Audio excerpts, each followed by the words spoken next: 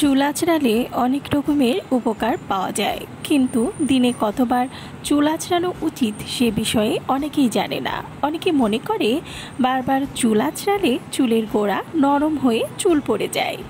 আসলে দিনে 2বার চুল আঁচড়ানো উচিত, একবার সকালে একবার রাতে। এই অভ্যাসটি তেল গ্রন্থিগুলোকে অতিরিক্ত উদ্দীপিত করতে বাধা দেয়, যার ফলে চুল থাকে ঝলমলে, চুল ভেঙে পড়ার প্রবণতাও কমে যায়।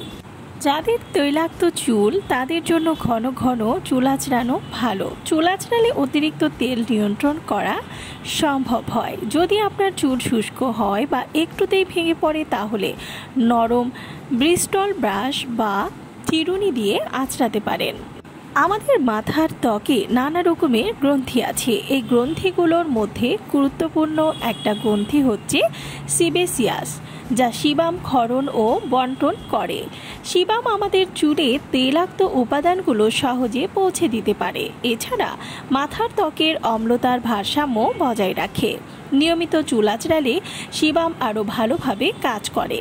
নিয়মিত চুল আঁচড়ালে মাথার ত্বকে জমা মৃত কোষ, খুশকি, চুলের ফাটা অংশ এবং বিভিন্ন ধরনের বাহ্যিক বর্জ্য পদার্থ দূর হয়ে যায়।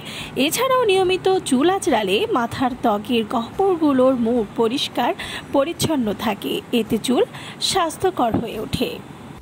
আশা করি বুঝতে পেরেছেন। ভিডিওটি ভালো লাগলে চ্যানেলটিকে সাবস্ক্রাইব করুন আর পাশে থাকা বেল আইকনে ক্লিক করে দিন। তাহলে পরবর্তী ভিডিও আপলোড করার সাথে সাথেই আপনার কাছে পৌঁছে যাবে।